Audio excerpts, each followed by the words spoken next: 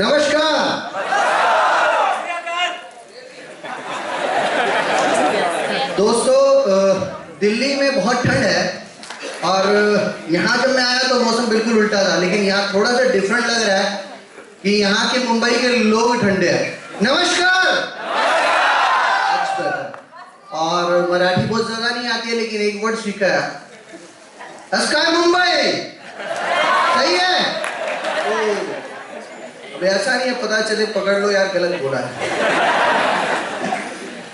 दोस्तों, मेरा नाम टीपीएस बेदी है और दिल्ली से बिलोंग करता हूँ।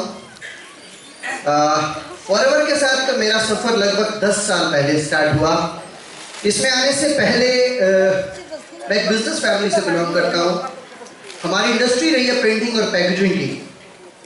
और जब मैंने फॉरएवर को ज्वाइन किया था तो उस इंडस्ट्री की उम्र लगभग 27 साल थी। आज मैं कह सकता हूँ कि लगभग वो 36 साल होती है अगर वो उस इंडस्ट्री को कंटिन्यू करता। लेकिन फॉरएवर ने इतनी फ्रीडम दी है कि आज उस इंडस्ट्री को कंटिन्यू करने की जरूरत बिल्कुल महसूस नहीं होती है। हम टोटली कंप्लीटली उसको वाइंड अप कर चुके हैं। फॉरएवर के साथ जुड़ने का जो पर्पस था वो पहले शुरुआत में प्रोडक्ट्स था। मेरे फादर साहब की हेल्थ ठीक नहीं थी और उनकी हेल्थ के लिए हमने कुछ प्रोडक्ट्स लिए, ट्राई किए। प्रोडक्ट के रिजल्ट्स बहुत मार्वलस नजर आए, रिजल्ट्स एक्स्ट्रा ऑर्डिनरी लगे। और क्योंकि जब भी फादर साहब हॉस्पिटल से घर आए थे तो उनका पता लेने के लिए कुछ भी फ्रेंड्स या रिलेटिव्स आते थे, तो रिकवरी उनकी बड़ी अच्छी नजर आने लगी थी। तो लोगों ने पूछना स्टार्ट कर दिया कि बड़ी अच्छी रिकवरी हो रही है, तो कैसे हो रही है? तो हम लोग उन्हें एलोवेरा ऑफर करते थे। अभी जब एलोवेरा ऑफर करते थे तो उनको भी रिजल्ट्स बड़े अच्छे आने लगे। धीरे धीरे बड़ा फेथ इसके ऊपर डेवलप हो गया। तो फिर एक दिन मैंने अपने अपलाइंस की तरफ से बात करके, कंपनी की बात करके, क्योंकि जब मैंने फादर साहब के लिए प्रोडक्ट ट्राई करने थे तो मैंने प्रोडक्ट के बारे में नॉलेज तो अच्छी ले ली थी। तो फिर एक दिन डिसाइड किया कि इसके मार्केटिंग प्लान के बारे में या कुछ और नॉलेज लेने के लिए मैं कंपनी जाने लगा। और जब मैं कंपनी में मीटिंग करने लगा, देखने लगा, तो बड़ा इंटरेस्टिंग लगा कि इसके अंदर बड़ा अच्छा बिजनेस भी नजर आने लगा। लेकिन मीटिंग्स देखने के बाद भी, लिटरेचर देखने के बाद भी दिल से कभी ऐसी शुरुआत में आवाज नहीं आई कि इसको फुल टाइम कैरियर बनाया जाए। लेकिन एक बार एक ऐसा ही सक्सेस डे मैंने अटेंड किया दिल्ली में। और सर, आपको याद होगा वो सक्सेस डे वो था जब आर्टिक्सी का लॉन्चिंग था दिल्ली में। और that was my first success day जिसमें मैंने आर्टिक्सी को लॉन्च होते हुए देखा था। और उस सक्सेस डे के बाद मैं एक्चुअल में समझ पाया कि कितना बड़ा बिजनेस है, कितने बड़े रिजल्ट ला सकता है और लाइफ में कितनी बड़ी चेंजेस ला सकता है। उसके बाद से मैं सीरियस हुआ।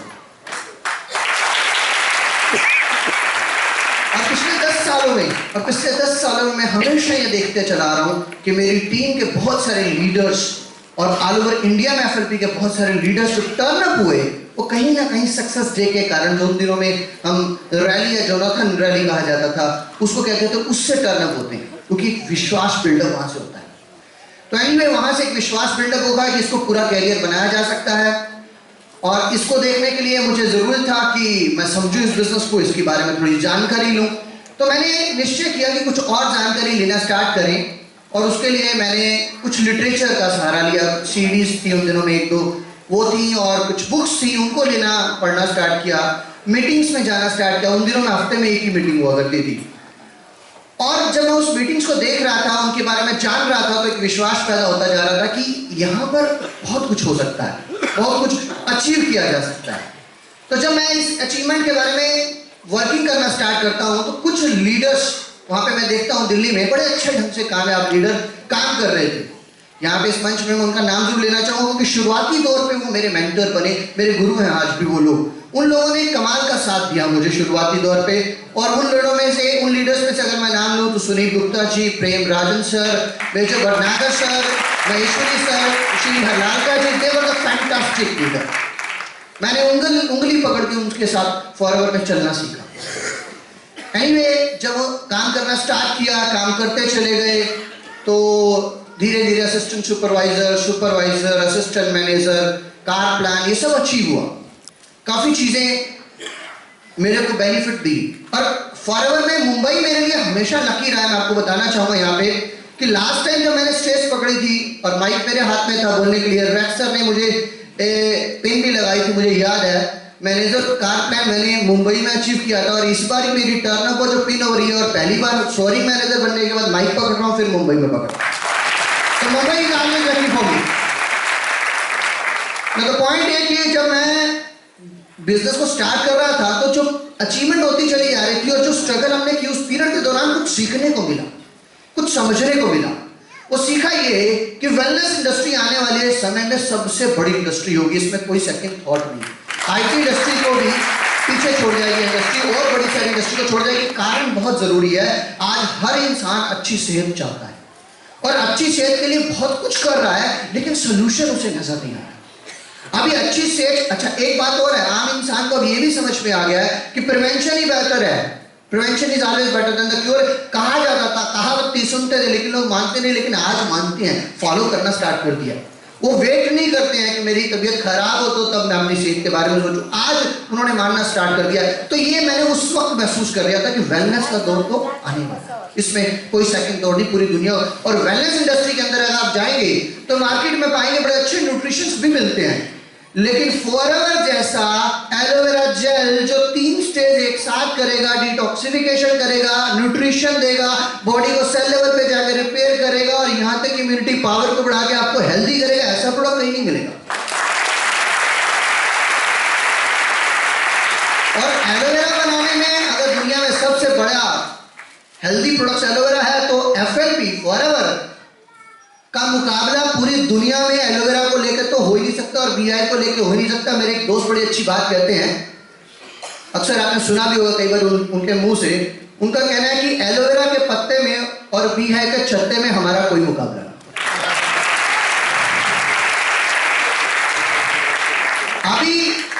अभी चैलेंज क्या आ रहा है, जब ये सब चीजें मैं देख रहा था तो मुझे फ्यूचर समझ में आने लगा कि फ्यूचर कहाँ है और क्यों जल्दी से सही टाइम। अच्छा, टाइमिंग बहुत इंपॉर्टेंट है लाइफ में, ग्रैब करना ना, राइट टाइम बहुत इंपॉर्टेंट है।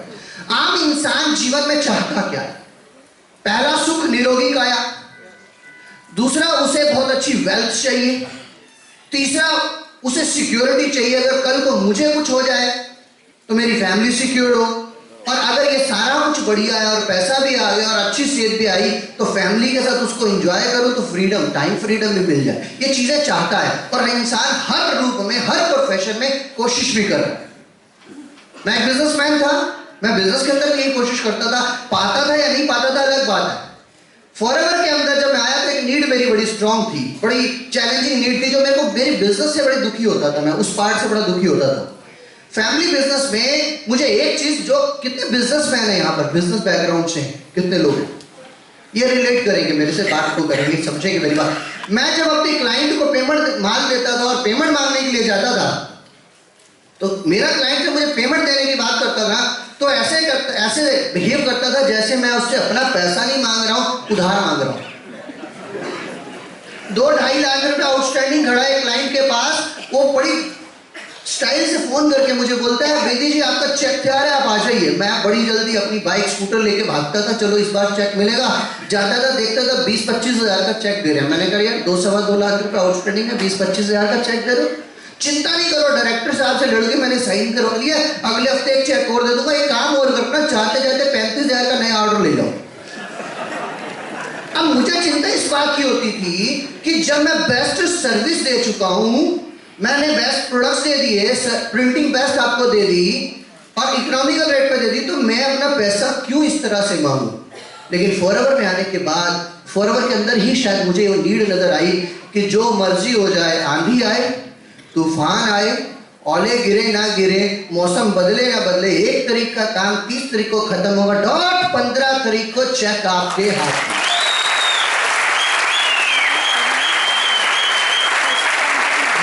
चीज थी जो मुझे अपील करते। अच्छा, 15 तारीख को गलती से अगर 15 अगस्त आ गई ना तो 16 अगस्त नहीं होगी, 14 अगस्त। आप जाओ नहीं जाओ, आपका चेक तैयार। अब ये चीज मुझे बड़ी अपील की, और मुझे अपील की कि यहाँ पे पैसा बढ़ाने के लिए, इनकम बढ़ाने के लिए अपने बिजनेस में मुझे जैसे वो इन्वेस्टमेंट करनी पड़ती थी, यहाँ वो नहीं करनी।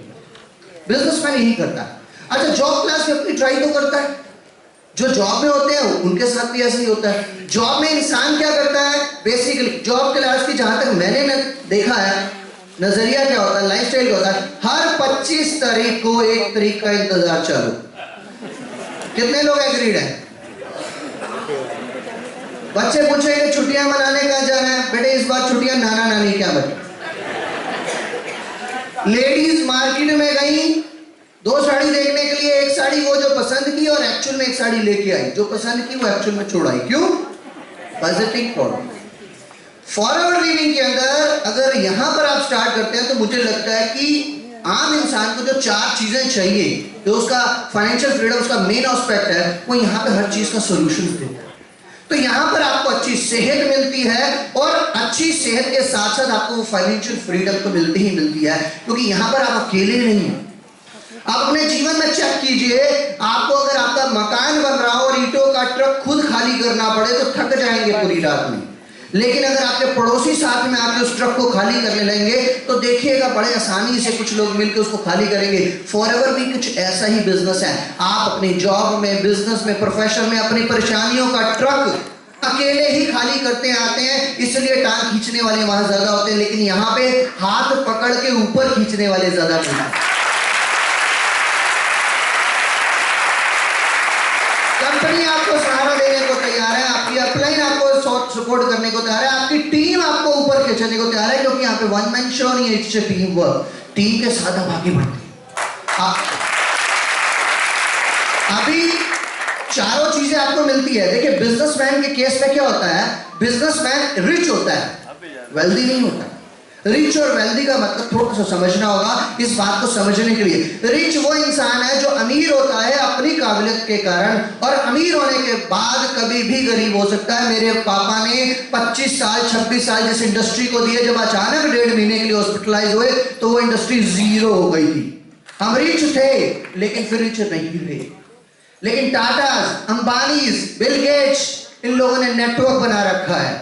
ये नेटवर्क के कारण रिच हुए, एक्चुअली ये वेल्दी हुए। ये कभी भी गरीब नहीं होंगे। फॉरएवर एक्चुअली उसी तरह से आपको वेल्दी बनाता है जैसे टाटा, अंबानीज और बिरला। क्योंकि यहाँ पर आपकी इनकम और ग्रोथ जो बढ़ती है वो आपके अपने कारण नहीं, एक नेटवर्क के कारण बढ़ती है, और वो पैसिव इनकम होती है, एक्टिव इनकम नहीं होती। उसमें आपको एक्टिव रहने की जरूरत नहीं है। एक समय के बाद एक ऑटो पायलट से आपके पास स्टेज लाइफ में आ जाती है। तो ये दौर इस तरह से चलता है और आप अचीव करते हैं। ये बात मुझे उस पीरियड के दौरान करते करते समझ में तो आ गई थी कि एक बहुत सारी चीजों का सॉल्यूशन है, फ्यूचर है। एलोवेरा हमारे जैसा ना बनेगा, ना बन सकता है, ना कभी बनेगा। बी हाइव के प्रोडक्ट्स हमारे दुनिया में बेस्ट है, न्यूट्रिशन हमारे दुनिया में बेस्ट है, तो इसकी डिमांड तो 100% होगी। ये बात मुझे समझ में आ गई। लेकिन प्रैक्टिकली दोस्तों जब मैंने काम करना स्टार्ट किया तो इतना आसान भी नहीं था। चैलेंजेस आए मेरे सामने और आते हैं और आएंगे। मुझे याद है मैं पहला चेक मेरा आया था 908 रुपए का। अब पहला चेक 908 का लेके मैं बड़ा एक्साइटेड था, क्योंकि मेरी जो नीड थी ना बड़ी स्ट्रांग थी, और उसका सोल्यूशन मुझे मिल गया था कि मेरी लोगों से पेमेंट मांगने की जो हिचक है ना वो मेरी यहाँ खत्म हो जाएगी, मेरे को सोल्यूशन मिलेगा। अभी चेक लेके मैं एक्साइटेड है, मेरा मूड बन गया इसको कैरियर बनाने का। और फादर साहब उन्होंने बिजनेस को स्टार्ट किया था, मैंने उन्हें 93 में ज्वाइन किया था। फैक्ट्री को वाइंड अप करने का मूड में आ गया। ये बात कभी भी हजम नहीं होती, उसी को अच्छा नहीं लगता, बट उन्होंने मुझे कुछ कहा नहीं। लेकिन मैं कभी भी किसी रिलेटिव के यहाँ जाता ना तो मुझे कुछ समझाने वाले मिल जाते, बड़े बुजुर्ग। और हमारा पंजाबी कल्चर है, मना नहीं करते हैं उनको, यस आंटी यस अंकल करते हैं, क्योंकि संस्कार ऐसे पेरेंट्स ने दे रखे हैं, तो हम लोग उन्हें मना नहीं करते हैं। तो हुआ क्या कि जब मैं किसी के घर जाता था तो लोग कहते थे कि राजा बेटा ऐसा है कि ये जो कंपनियां ना ये तो आती जाती रहती हैं, तो प्रोडक्ट्स तो आपके पापा ने बड़े अच्छे यूज किए हैं, उनको रिजल्ट्स बड़े अच्छे आए, तो प्रोडक्ट उन्हें यूज कराते रहो, लेकिन कभी भी अपनी फैक्ट्री वाइंड अप करने की मत सोचना, कभी भी बदलाव नहीं सोचना। बदलाव से बड़ा खतरनाक काम होता है, फिर दोबारा से स्टेबिलिटी आपके पास नहीं आएगी। अब मैं जानता था कि मेरे हाथ में कौन सा पास पता है, उनको मना नहीं करता था।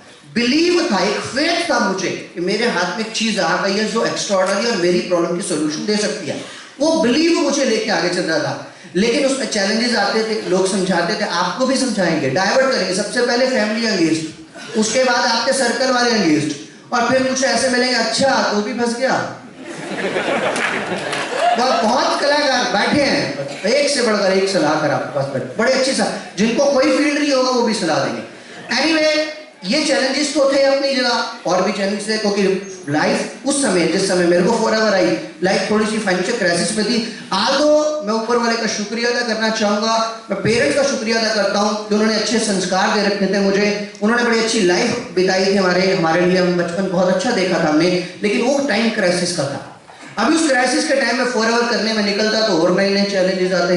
मुझे याद है कि उन दिनों में मेरे पास एक स्कूटर हुआ करता था, और एक बार मेरे सर्कल में एक लेडी मैनेजर हैं सीमा गुप्ता जी, उनके डाउन में रोहिणी में किसी ने एक मीटिंग रखी और मुझे कॉल किया, सर आपकी एक मीटिंग रखी है, क्या आप आ सकेंगे? मैंने कहा जी मैं आ रहा हूँ। मैंने फैक्ट्री में वर्कर्स को अपना कुछ होमवर्क दिया उनको करने के लिए, और मैं स्कूटर लेके चला गया। अभी रोहिणी में जब मैं मीटिंग देने के लिए 1 किलोमीटर दूर जब था उनसे पहुँचता हूँ, मेरा स्कूटर खराब हो जाता है। अभी दोपहर का टाइम है, पसीने आ रहे हैं, गर्मी पूरी, सूरज तेज है, और मेरा स्कूटर खराब है, और मैंने साइड में खड़े करके उसको किक मारना स्टार्ट किया। दोस्तों आपको शायद हैरानगी होगी जान के, मैंने वहाँ खड़े खड़े 80 से 100 किकें मारी होगी, और मेरे दिमाग में मीटिंग थी, लेकिन वो स्कूटर उस दिन स्टार्ट नहीं हुआ। और मेरे लिए पसीनों पसीनी, लोग देख रहे हैं, अच्छा नेचर मेरा शुरू से रहा है ड्रेसअप टाई वगैरह लगा के, लोग देख रहे हैं सड़क पे इंसान खड़ा है, टाई लगाई है, गर्मी का टाइम है, ड्रेसअप है, बैग हाथ में है, लेकिन किक्के मार रहा पसीना। तो मैंने क्या किया, उस स्कूटर को धक्का मार के साइड में सब लेन के ऊपर एक रेडी वाला खड़ा था, कुलचे छोले को बेच रहा था, मैं धक्का मार के उसके पास ले गया। मैंने स्कूटर उसके साथ में खड़ा कर दिया। मैंने कहा भाई साहब मेरा ना स्कूटर खराब हो गया है, तो मैं यहाँ खड़ा करके जा रहा हूँ। तो कहता है आप चिंता नहीं करो। नहीं, मैंने कहा मैं खड़ा करके जा रहा हूँ, मैं इससे बड़ा परेशान हूँ, अगर कोई उठाने आए ना तो उठाने देना, क्योंकि ये जाएगा तो कुछ नया आएगा, ये जाएगा नहीं तो कुछ नहीं आएगा। तो वो हंस पड़ा। कहता नहीं भाई साहब चिंता मत करो, आप जाओ, आप आ जाना। उसने देखा ड्रेस अच्छी डाली, मैंने स्कूटर खड़ा किया, रिक्शा पकड़ा, और रिक्शा पकड़ के मैं गया। मैं रिक्शा पकड़ के गया। अब मेरे जो क्लाइंट थे जो वेट कर रहे थे, वो बाहर से वेट कर रहे, सर बड़ी लेट हो गए, आप आ रहे थे और रिक्शे पे क्यों आ रहे हो? मैंने कहा नहीं, मेरे को ना कोई ड्रॉप करने आया था, तो मैं आगे से रिक्शा करके आ गया। अभी उनको क्या बोलूं। बहरहाल मीटिंग की मैंने, मीटिंग बहुत अच्छी गई, पूरा ग्रुप उन्होंने ज्वाइन कराया, बड़ी अच्छी सेल्स वगैरह निकली। एनीवे, तो जब मैं वापस आया स्कूटर मीटिंग खत्म करके, तो वो रेडी वाला बोलता है जी आपका स्कूटर मैं ले लूँ। मैंने कहा मुझे ये बताओ यहाँ मैकेनिक कहाँ मिलेगा? तो बोले पीछे ना पेट्रोल पंप है, यहाँ से 1.5-2 किलोमीटर आप चले जाओ, धक्का मार के उसके पास एक मैकेनिक बैठा होगा। मैंने गाड़ी घुमाई, मेन रोड पे लाया। अब उसके पास जाना मेरी मजबूरी थी। अब मैंने साइड में खड़ा किया और मैंने सोचा एक बार फिर ट्राई कर लूँ। दोस्तों मैंने एक किक मारी, पहली किक में स्टार्ट हो गया। तो चैलेंजेस आएंगे, ऐसा नहीं होगा कि चैलेंजेस नहीं आएंगे। सक्सेस के समय परीक्षा लेगा भगवान आपकी। मैं शुक्रगुजार करता हूं अपने पेरेंट्स की, जिन्होंने मुझे ऐसे संस्कार दे रखे हैं, ऐसे संस्कार दिए जिन्हें सही गलत, अच्छा बुरा क्या है वो सिखाया था, मेरे संस्कारों में था। इसलिए जब फॉरएवर जैसी चीज मेरी आंखों से गुजरी, ऊपर वाले का शुक्रगुजार है, मेरी आंखें, मेरे कान, मेरा दिमाग, मेरा दिल बंद नहीं था, ओपन था, मैंने उस अपॉर्चुनिटी को पकड़ लिया।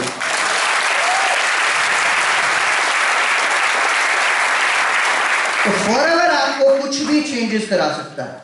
बहरहाल सक्सेस आनी स्टार्ट हुई, बड़ा अच्छा लगा, अच्छी अच्छी चीजें आई। स्कूटर के बाद मेरे पास कार आई और बहुत सारी अचीवमेंट्स मैंने की, ग्रोथ आगे बढ़ रही थी, फाइनेंशियल फ्रीडम आना स्टार्ट हो चुका था।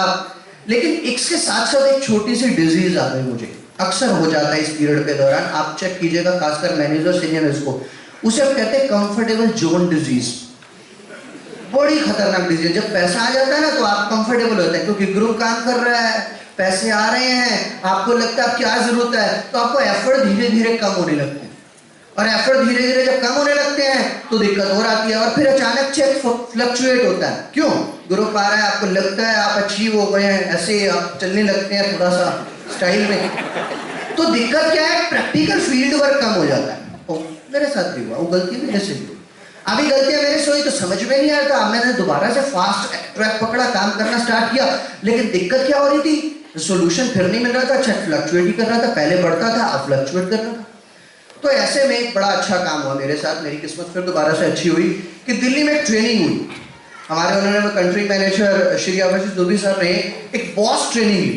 It is a fantastic training. वो मेरे लिए दोबारा टर्निंग पॉइंट स्टार्ट हुआ उन्होंने उस पूरी ट्रेनिंग के दौरान सिर्फ मुझे एक ही सबक समझ में आया, उन्होंने लाइफ के 4 फैक्टर बताए और उसमें 4 सेक्टर बताए।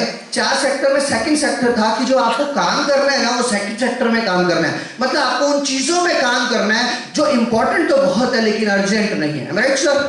And that actually was a turning point. मुझे डायरेक्शन मिली कि मुझे किस तरह से काम करना है, मैं क्यों अपनी एफर्ट गलत जगह लगा रहा हूँ, दोबारा से एफर्ट कर रहा हूँ, नहीं पा रहा हूँ, तो मैंने उस डायरेक्शन को पकड़ना स्टार्ट किया। होता क्या था कि लास्ट मोड में बहुत सारे मैं काम करता था। अक्सर कई लोगों को होता है ना 1+3 लास्ट 31 तारीख को रात को 11:59 पे करना, वो आदत होती है मेरे पे, कितनी वो थी होती है। ऐसे ही बड़े सारे काम है जो लास्ट मोमेंट पे करते थे, तो समझ में आया वो काम नहीं करना है, टाइम पे करना है, इंपॉर्टेंट वर्क को पहले प्रायोरिटी देनी है और प्रायोरिटी देने के बाद काम को स्टार्ट करना है, तो इजी हो गया मेरे लिए।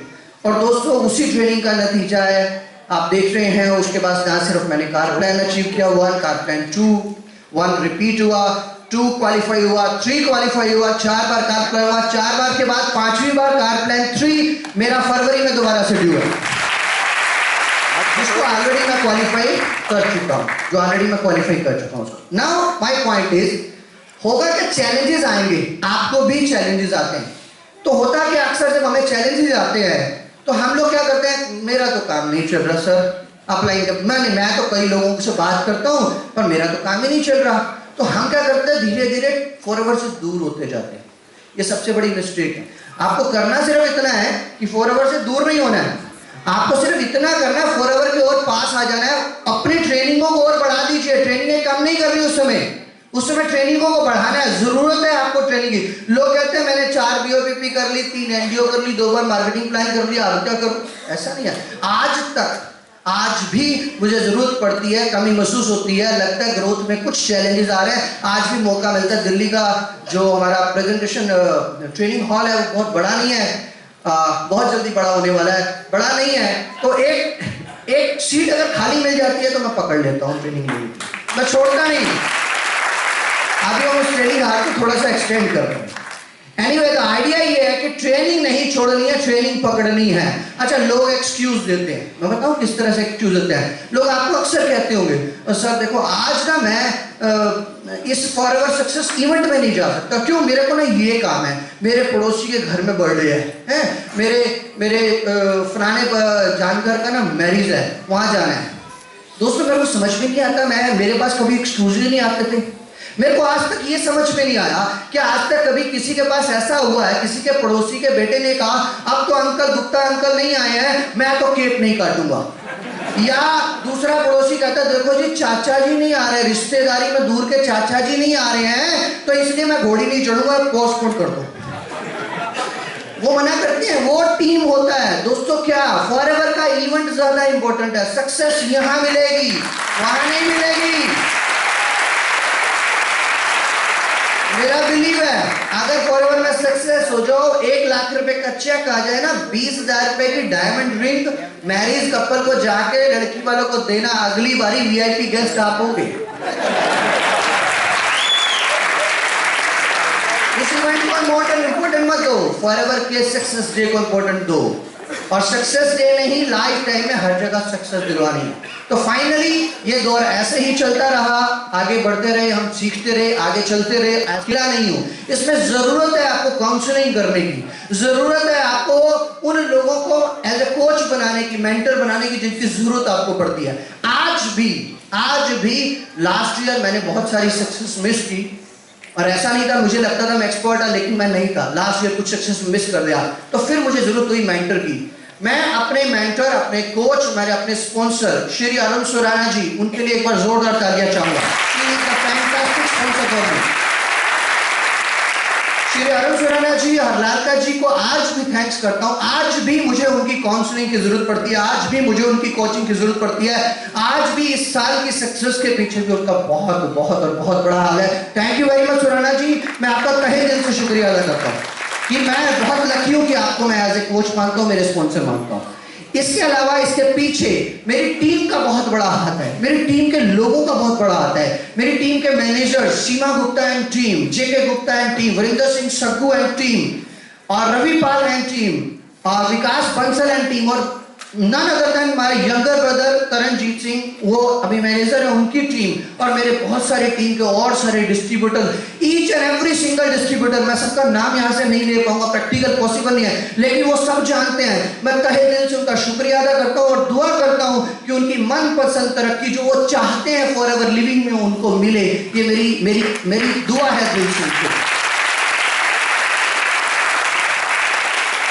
और अंत में मैं आपको ये कहना चाहूंगा कि फॉरएवर लिविंग ट्रस्ट किसी की भी जिंदगी कभी भी बदल सकता है, और ये इसलिए क्योंकि ये जो प्लेटफॉर्म तैयार किया है, ऐसा नहीं है कि लाइफ में आपके सपने थे तो पूरे नहीं हो रहे थे, हो सकते थे, आप मेहनत कर रहे थे, लेकिन उस राइट प्लेटफॉर्म नहीं था। हमें ये प्लेटफॉर्म मिला, और इस प्लेटफॉर्म को हिंदुस्तान में लाने के लिए, इस प्लेटफॉर्म को वर्ल्ड में बनाने के लिए रेक्सश्री का शुक्रिया अदा करना चाहिए, और हिंदुस्तान में लाने के लिए श्री अमरजीत उबी सर का, निकिता मैम का।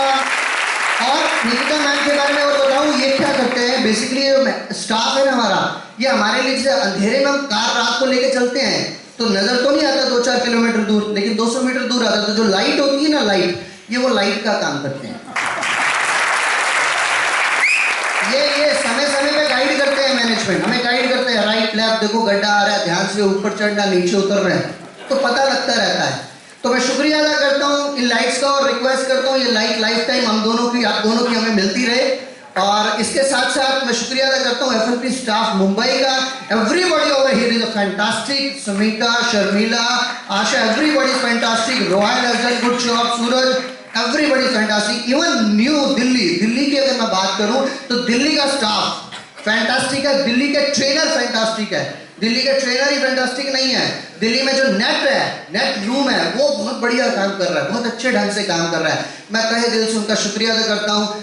और एक शुक्रिया अदा मैं जरूर करना चाहूँगा कि यहाँ तक की सक्सेस में मेरे फैमिली ने बहुत सेक्रीफाइस किया है। मेरे मदर, मेरे फादर, उन्होंने बहुत सेक्रीफाइस किया। मुझे याद है मेरे मदर, जब मैं रात को आता था, मेहनत कर रहा था, स्ट्रगलिंग स्टेज थी, तो रात को मेरे को खाना खिलाने के लिए वो जागती थी, और कई बार मैं इतना लेट हो जाता था कि वो मेरा इंतजार करते करते डाइनिंग टेबल पे ही सो जाती थी, और फिर मुझे आके उन्हें उठाना पड़ता था। तो तहे दिल से शुक्रिया अदा करता हूँ, प्रणाम करता हूँ अपने मदर को यहीं से कि उनके बदौलत मैं यहाँ तक पहुँचा हूँ। और अपने ब्रदर का, Taranjeet Singh Bedi, he is a backbone for me at the moment, वो मेरे लिए बैकबोन का काम कर रहा है। आपको जान के हैरानगी होगी कि वो जो, मेरे को बड़ी अच्छी बात उसकी ये लगती है कि जब वो सुपरवाइजर था तब से एफएलपी कल्चर उसके अंदर नजर आता है। एफएलपी के इवेंट अगर होते हैं, सक्सेस डे होते हैं, तो अपनी ड्यूटीज लेना स्टार्ट करते थे। अभी पीछे रैक्स और नवाज जी आए हुए थे, तो वो फोटोग्राफी सेशन चल रहा था, तो उसमें अंदर इन्वॉल्वमेंट उसने दिखाई। तो अभी वो मैनेजर नहीं है, नेट मेंबर नहीं है, लेकिन वो उसके अंदर वो कल्चर आ रहा है, ये मुझे बहुत अच्छी अपीलिंग लगती है। Now he is a manager, I am thankful to Taranjit Singh जी।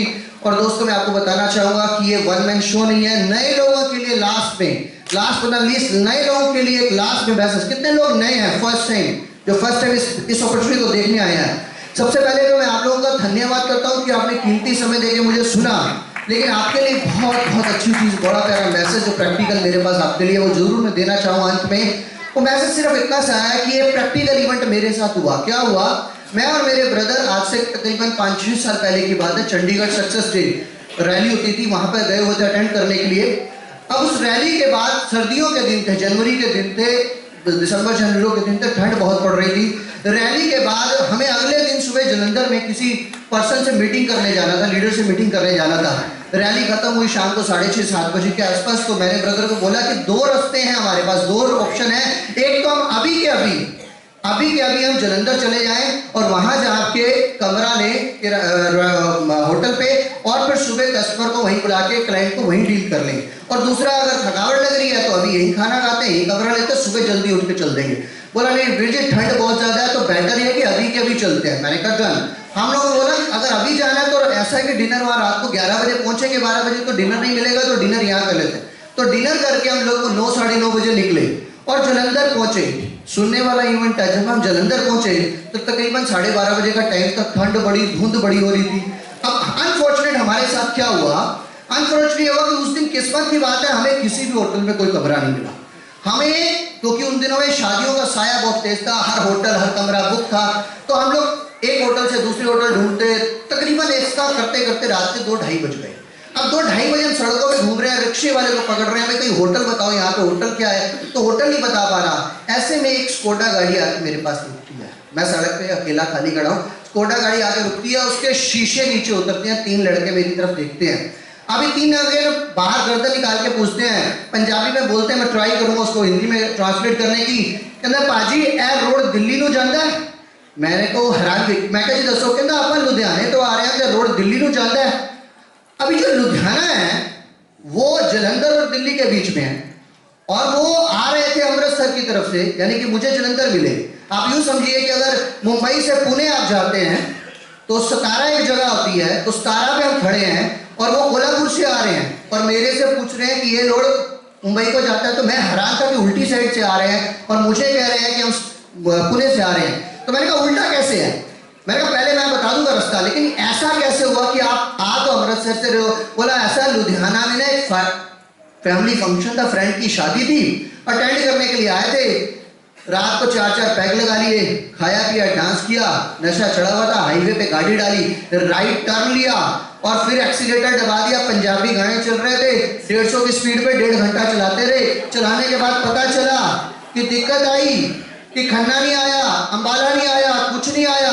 तो दिक्कत आई, ये हो क्या रहा है? तो रुके और रुक के पूछे किसी से कि भाई साहब ये रोड दिल्ली को जाता है? तो किसी ने बताया नहीं भाई साहब, ये तो अमृतसर आप जा रहे हो, गलत हो गए, वापस यू टर्न लो। तो यू टर्न लेके हम रास्ते में जलंधर पे खड़े हैं, ये जानने के लिए दोबारा गलती ना करें कि क्या ये रोड दिल्ली को जाता है। मैंने कहा भाई साहब ये रोड बिल्कुल सही दिल्ली को जाता है। लेकिन दोस्तों, मुझे यहाँ पे एक सबक मिला।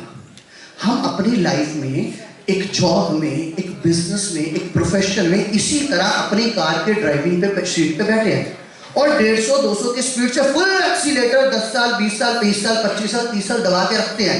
जब उन्होंने 1.5 घंटा गाड़ी चलाई तो क्या उन्होंने सोचा था कि कहीं वो गलत जा रहे हैं? लेकिन 1.5 घंटे बाद एहसास हुआ कि रास्ता सही है कि नहीं है, तो फिर उन्होंने यू टर्न ले लिया। दोस्तों आप चेक कर लो अपनी लाइफ में, आपकी एक्सीलेटर 150 पे है।